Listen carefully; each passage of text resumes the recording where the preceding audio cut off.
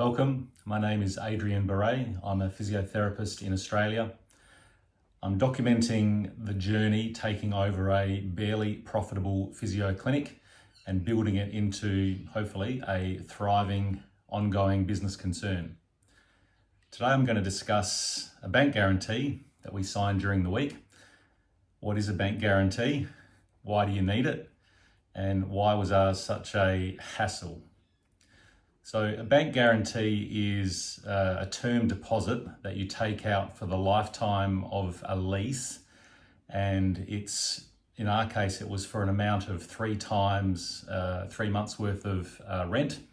So it's not an insignificant amount of money, and you give control of that term deposit to the landlord.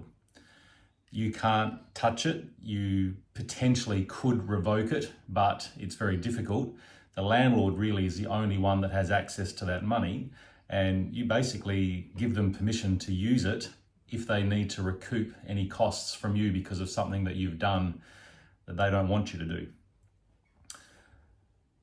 The problem that I have with this is it's money that I could spend on my business. It's money that most small business owners could definitely use themselves. I don't know how the landlord benefits from it, because they can't make use of the money on a day-to-day basis. It's just sitting there just in case. The problem from my point of view is in 10 years time or 15 years time, or whenever we depart from our current location, when we go to retrieve that money, it's going to have lost so much value due to inflation. So it's really a sunk cost.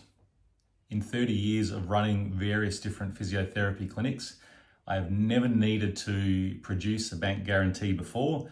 I guess I've always dealt with smaller landlords or worked within medical centres, and the landlords there are generally a bit more relaxed.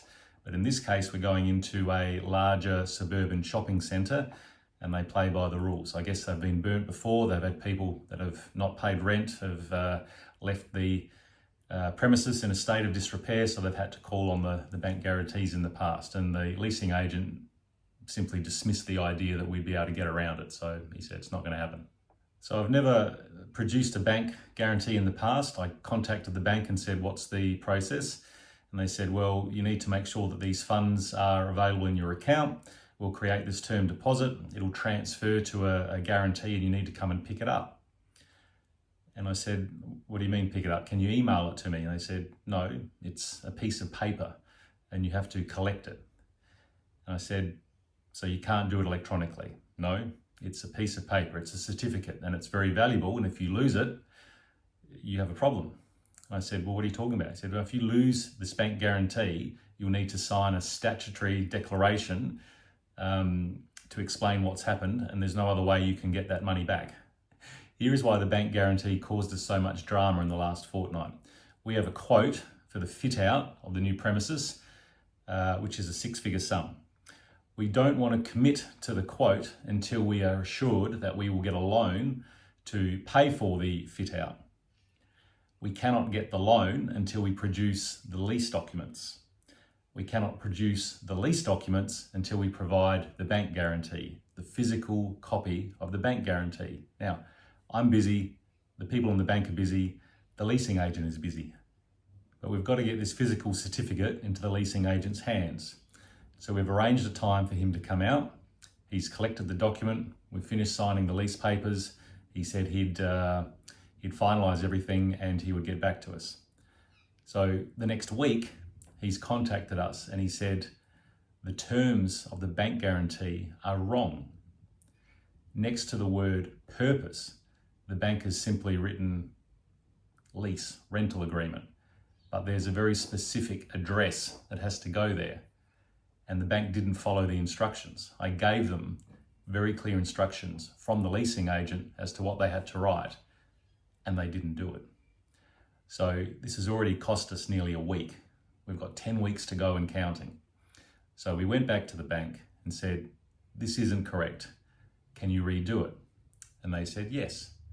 You need to bring in the old guarantee first, and then we'll produce the new guarantee. I said, we haven't got time for this. Can you just produce the new guarantee, you made the error, and I'll bring you back the old guarantee as soon as possible. No, we can't do that. So we have to arrange for the leasing agent to bring the old guarantee back, put it in our hands. We then go to the bank, swap them over, bring the new one back to the leasing agent, and then we can move forwards. Now, fortunately, the leasing agent understood that this was time imperative, and he actually arranged for us to all meet at the bank. So we were able to do a simultaneous exchange of documentation. So now the leasing agent has the guarantee that he needs. The landlord is happy. We've got the lease. We've submitted the loan documents and we've signed the contract for the fit out. But because of that error that the bank made, that's cost us nearly 2 weeks out of a 10-week process. So we're hoping that this will be the last of the shenanigans. I know it won't be, but we're hoping. Join me in my next video diary blog, documenting the journey, taking over this physio clinic, building it, growing it. Each day we'll be putting on our body armour and jumping into the battlefield of small business.